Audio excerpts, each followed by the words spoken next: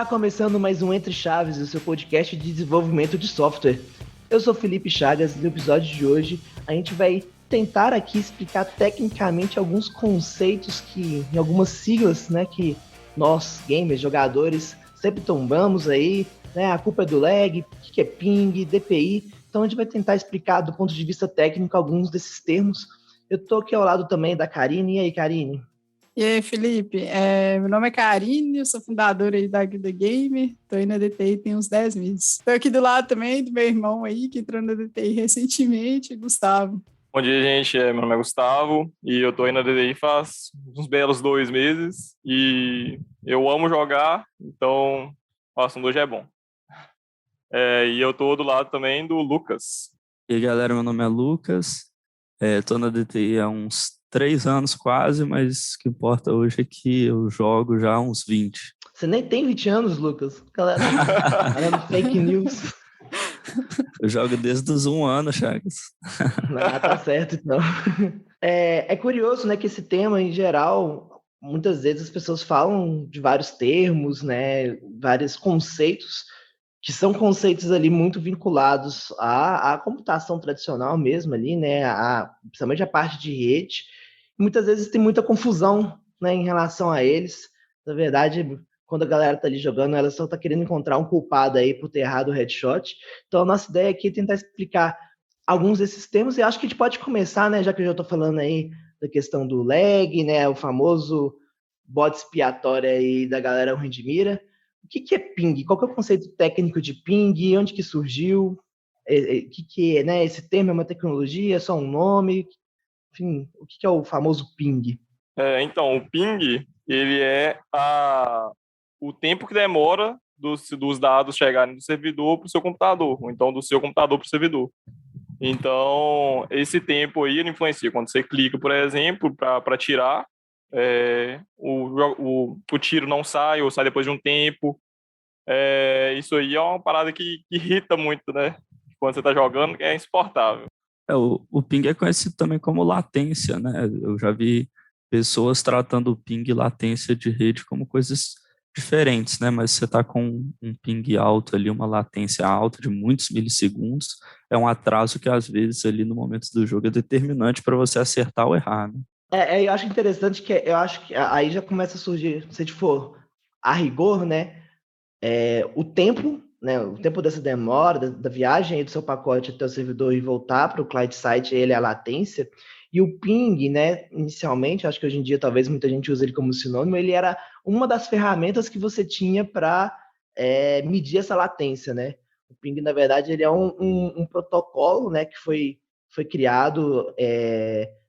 Aí tem uma lenda em relação ao nome dele, se o ping veio por conta dos sonares tradicionais ou era para poder remeter realmente ao ping-pong ali, mas ele foi uma ferramenta bem rudimentar ali, feita para poder medir a latência e medir se sua rede está funcionando, né? Então, é muito comum até alguns roteadores, enfim, eles implementarem um ping para você saber se você está conseguindo alcançar um determinado nó na rede ou um próprio servidor, né?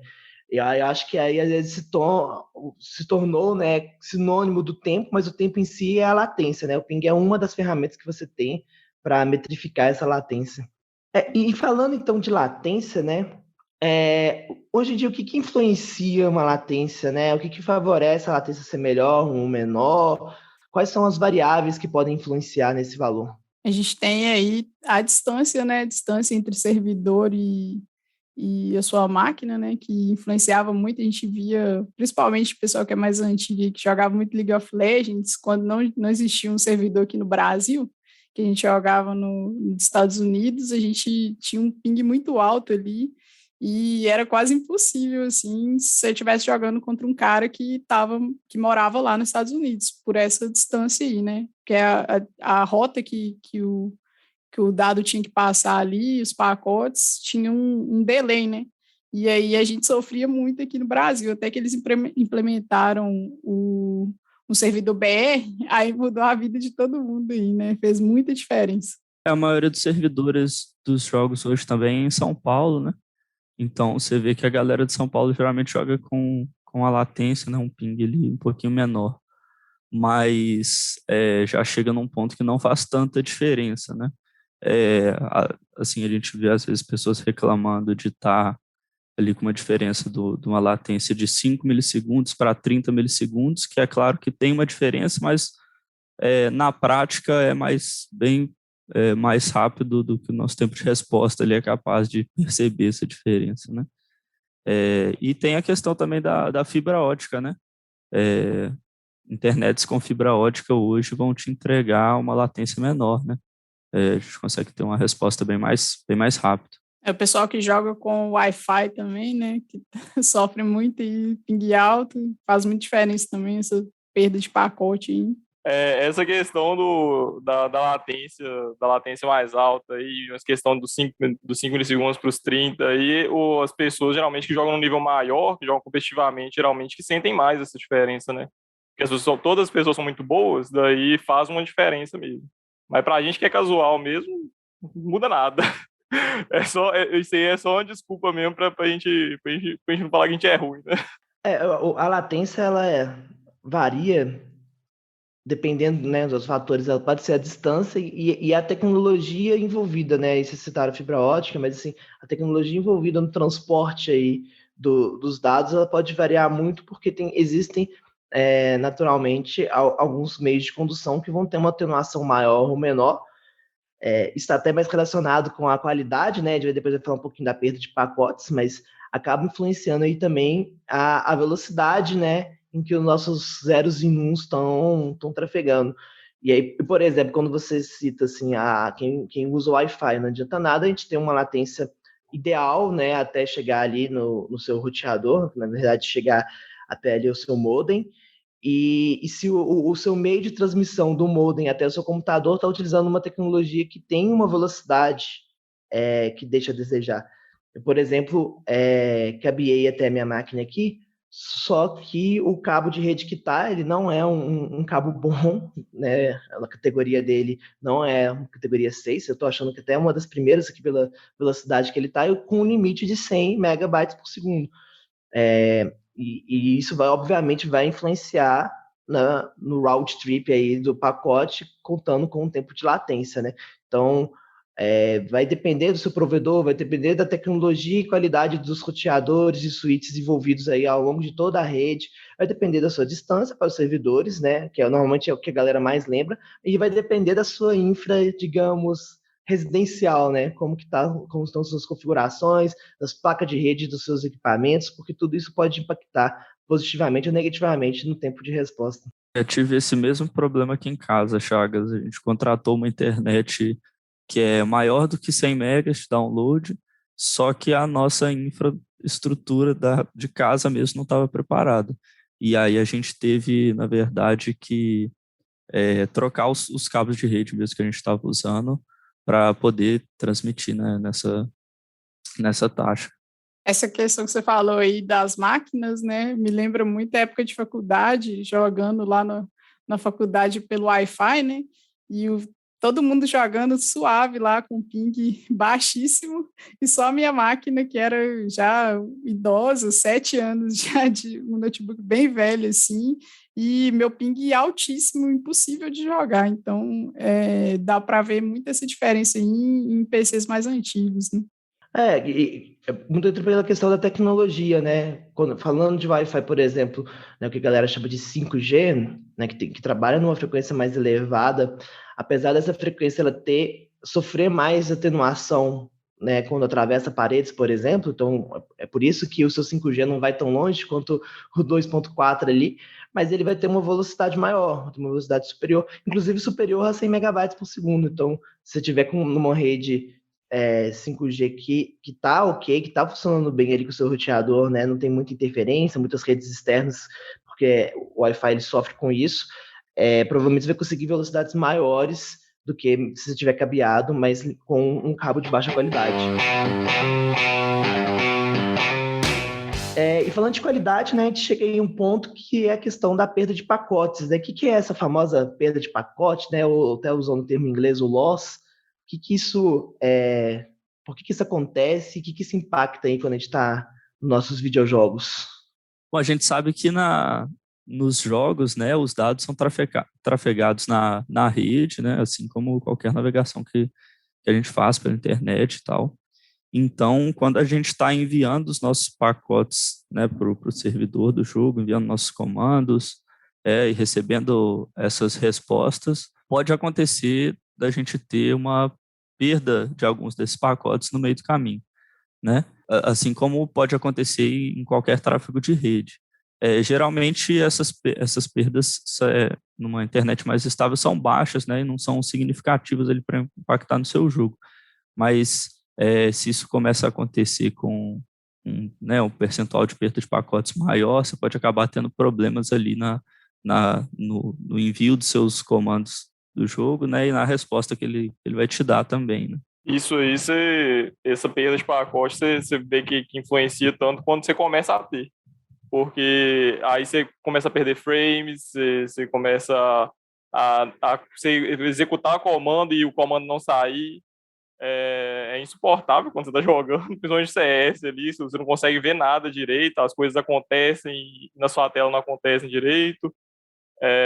E essa perda de pacote ela é muito causada também pela má qualidade da internet, né? Às vezes a internet está falhando, ela não está muito boa no dia, aí acontece e geralmente quando tem essa perda de pacote também vem junto a questão da latência alta, né? Exatamente. Assim, a perda de pacote é algo já esperado, né, no protocolo TCP/IP. É normal, né, que um bitzinho ele fique corrompido. Tanto que o TCP ele tem protocolos de verificação de pacote para reenvio. Inclusive, falando de maneira simplória, essa inclusive a diferença, né, se a gente for colocar o TCP e do UDP. Né, o UDP ele é utilizado em situações em que essa perda de pacote ela não é crítica. Então, por exemplo, você está vendo uma sériezinha lá no Netflix. Você pode colocar no DP que você vai ter uma velocidade maior, justamente por não ter essa verificação da qualidade dos pacotes. Então você coloca ali, não, envia o máximo que puder, não preocupa se está indo certo ou errado, não. Porque se você perder um pacote, né, sei lá, renderizou um preto ali um pouco quadriculado e foi isso que aconteceu, né? E você continua ali tendo a experiência do streaming aceitável, né? Porém, para situações que exigem uma interação em tempo real, como são os jogos, né? Isso pode ser um problema. Então, perder, às vezes, um pacote faz a diferença, porque aquele pacote era o comando ali, sei lá, do tiro, por exemplo. Então, existem cenários que você não pode abrir mão, né, da velocidade, porque você precisa da qualidade ali dos pacotes chegando direitinho. Então a gente falou aqui, né, um pouquinho de latência, sobre perda de pacotes, mas quando a gente fala assim, estou lagando, né, e o lag, inclusive, é engraçado que ele vem do termo latência do jogo, né, algo assim.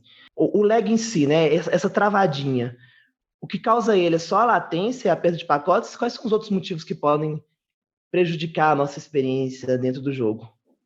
Tem muito dos drives aí, né, que tem gente que nunca atualiza drive de rede, drive de placa de vídeo, etc. E muitas vezes já aconteceu comigo, inclusive, de estar lagando por causa disso aí, de coisa desatualizada, né? Às vezes sai um bug fix, alguma coisa assim, e você não instalou e você está ali sofrendo, sendo que já poderia estar bom há muito tempo, né? Na prática, o lag pode ser atribuído à internet, mas às vezes está travando porque, né, você não está com uma máquina muito boa, com uma placa de vídeo muito boa, às vezes sua placa de vídeo não é capaz, né, para aquele jogo de atender aos requisitos mínimos, né, para ter um FPS bom, né, e já falando de outro termo, né, FPS, que seriam os frames por segundo, né, a quantidade de imagens que o seu computador vai conseguir processar por segundo ali. Ele pode estar relacionado também à interface entre a sua placa de vídeo e o seu monitor, porque às vezes você tem um monitor que tem uma taxa de atualização mais baixa do que a sua placa de vídeo é capaz de produzir, então você pode ter uma placa de vídeo que está funcionando super bem e um monitor que não atende aos requisitos mínimos para rodar naquela taxa de atualização, com aqueles frames por segundo, né? Então, pode ter vários motivos aí para o lag. Tem também uma coisa também que já me incomodou muito na época desse meu PC antigo, é a temperatura também, que principalmente em notebook, né, que quando você vai jogar não é muito bom, porque não tem ali uns coolers bons para resfriar, né, então acaba que esquentando muito, quando você liga o computador ali, que ele ainda está fresquinho, vai rodando suave, na hora que começa a esquentar, né, a placa de vídeo trabalhando ali, os componentes trabalhando, começa a dar o lag. Então, é algo que eu já vivenciei muito. Depois que eu comprei um computador bom, não tive mais esse problema, né? Mas isso também é bem chatinho, assim. Inclusive, às vezes você tem até o contrário, né, Lucas? Você comentou de ter uma máquina boa e um monitor que não é condizente. Às vezes acontece o contrário também, de você ter um monitor potente e uma máquina que não consegue suprir aquilo ali. É muito importante frisar também que essa questão da quantidade, da frequência do monitor, não tem como você ter um monitor, ele rodar em 144 Hz, por exemplo, sem você ter o jogo rodando a 144 também. Então você tem que ter esse conjunto ali. E essa questão também que a Karine falou, dos componentes esquentarem muito e começarem a largar, isso aí também tem muito a ver. Quanto mais tempo o seu computador tem, mais ele já esquentou os componentes, então os componentes vão ficando mais antigos e eles vão ficando menos funcionais, e isso também acaba acarretando muito o lag. E também questão de poeira, influencia bastante também, por questão de esquentar a sua máquina. Então, isso tudo é tudo meio que um conjunto da obra, para acontecer isso aí. Hoje em dia, né, as máquinas elas têm circuitos de segurança para evitar que você danifique por conta da temperatura, né, principalmente os componentes mais sensíveis como a CPU e a GPU, e elas vão baixar a velocidade para evitar que você frite seus componentes, né? Então, naturalmente, você vai perceber ali uma perda de performance caso atinja as velocidades limites dos seus barramentos, sua placa-mãe, enfim, uma série de questões. Você citou aí, né, um pouco o monitor, né, falando agora um pouco de periféricos, nem só de LED colorido vive o gamer, e uma coisa que gera muita discussão quando a gente fala de mouses é a questão do DPI, né? Que, final das contas, é o DPI? Então, o DPI vai ser a densidade de pontos que você vai cobrir ali com os movimentos do mouse, né? São na sigla em inglês, dots per inch, né? Que seria os pontos por polegada. Então, se você tem um periférico, no caso o mouse, com 25 mil DPIs máximos, assim, muita gente às vezes vê isso como uma grande qualidade ali, né? Vou comprar porque tem muitos DPIs, nossa. Mas na prática a gente acaba não utilizando isso tudo, né? Se você aumentar ali seu DPI na configuração do mouse, você vai estar aumentando a sensibilidade dele na prática, né? Você vai fazer um movimento curto fisicamente, né? E isso vai ser refletido em um movimento maior na tela. Só pegar o gancho aqui do que o Lucas falou, eu tive essa experiência aí de usuário noob, vamos dizer assim, né? Comprei um mouse com grande quantidade de DPI, pensando assim, nossa, agora vai mudar minha vida no jogo, vou deixar de ser ruim e vou ser muito bom porque eu tenho um mouse bom. E, na verdade, acabou me prejudicando um pouco, assim, eu percebi que, mesmo tendo, assim, mais de 20 mil DPIs, eu não chegava nem aos 9 mil ali, porque piorava muito a qualidade no jogo. Depois também, quando eu comecei a jogar um FPS da vida, que eu aprendi que, na verdade, você joga com pouco, com pouco DPI. E aí fez uma diferença danada. Então, às vezes, a gente vai muito, assim, aquela ideia de consumidor, assim, que, não vou nem pesquisar aqui, vou comprar um mouse muito bom e tal, e nem fez diferença. Então, é bom saber esses conceitos. O ser humano, ele gosta muito de números, né? Então, ele se Sim. apega a essas questões, até comercialmente falando, né?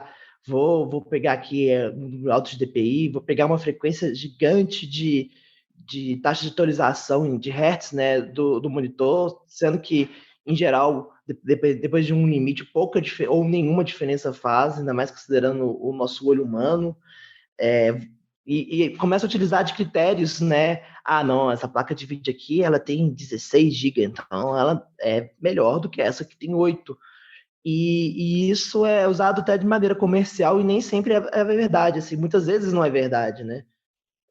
Você vai trabalhar ali com edição de imagem, você também vai usar um DPI baixo, porque você quer ter mais controle fino dos seus movimentos do mouse.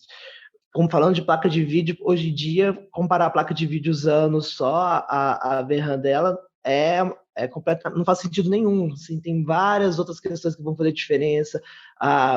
Né, o chipset que está ali, como que é a arquitetura de refrigeração, a tecnologia utilizada internamente, isso que vai fazer muito mais diferença no final das contas no poder de processamento gráfico, né?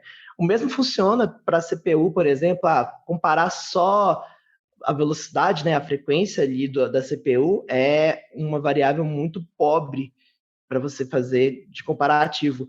Acho que teve uma questão de mercado, a gente meio que aprende a levar esses números muito em consideração, mas em geral eles não são verdades, assim, a gente tem até uma psicologia dos números, a galera que faz promoção, né, coloca 1,99, melhor que anunciar 2. Estava vendo um artigo que eles estavam vendo que anunciar que o desempenho da vacina é de 90% era melhor do que falar que era de 91,7%, porque 91,7% é um número quebrado e parece que você falhou e atingiu 100%. Agora, falar 90 é um número robusto, sabe? Tipo, 90%, pô, essa vacina é boa demais. Eu acho que é muito isso que a gente gostaria de esclarecer às vezes com o episódio. Eu vejo muito aqui o exemplo do meu irmão, do meio aqui, que ele joga o dia todo, né? E aí reclama de várias coisas, não, que o meu ping é não sei quanto, do cara não sei quanto, o cara tem um monitor de 360 Hz, não sei o quê, que eu vou perder sempre. E tipo assim, muitas dessas coisas realmente são propagandas, né? A nossa, por exemplo, falando dos monitores, né? O olho humano mesmo, ele é capaz de enxergar ali numa frequência em torno de 60 Hz seria, né? Então, quando a gente tem um monitor ali de 144 Hz, a imagem, é claro, que vai ficar mais lisa, vai ficar cada vez menos perceptível para você as diferenças frame a frame ali, né? Vai dar a impressão de que está bem mais liso o jogo. Mas, acima disso, começa a ficar cada vez mais imperceptível. Então, chega um ponto que você está numa situação de igual para igual ali com os outros jogadores, né? Seja questão de monitor, questão de latência, né? Questão do mouse que a gente comentou. É tudo desculpa, né? Vira tudo desculpa no final das contas. O bom é você dar desculpa. O importante é você dar desculpa. Você não se sentir mal. Sim, essa questão aí do que você está falando aí, eu lembro muito tempo atrás, quando eu jogava a 10 FPS. Na época eu não tinha noção do quanto ruim era isso. Só percebi o quão ruim era quando foram subindo os FPS, né? Que aí eu comecei a jogar com 30, já falando, nossa, que diferença, como que eu jogava com 10 FPS? Aí depois foram melhorando minha máquina. Você jogava numa apresentação de slides, exato, né? Basicamente PowerPoint. Ela tava jogando tipo Gara com um peso no pé, aí depois ela tirou o pezinho. Era, gente, exatamente. E aí, assim, às vezes eu vejo muito isso nos meus amigos que não tem um PC bom, né? Aí eles jogam, você assim, fica assim, gente, como que você tá fazendo isso? O que você tá arrumando? E aí eles falam, não, mas tá dando lag. E aí a gente fica assim, meio impaciente, né? Vamos dizer assim, mas quando você vê realmente como que o cara tá jogando, você tem noção, tipo, por isso você tá jogando assim. Eu falo porque tem um amigo meu que comprou um computador bom agora, que a jogabilidade dele, assim, subiu níveis, assim, muito grandes, por causa desse lag aí de FPS, que faz uma diferença, gente, incrível, assim. Aí chega, assim, no CS, por exemplo, para cima, ok, dá uma diferença pequena, né? Igual o Lucas comentou aí, é quase imperceptível, dependendo. Mas abaixo disso, a diferença é gritante.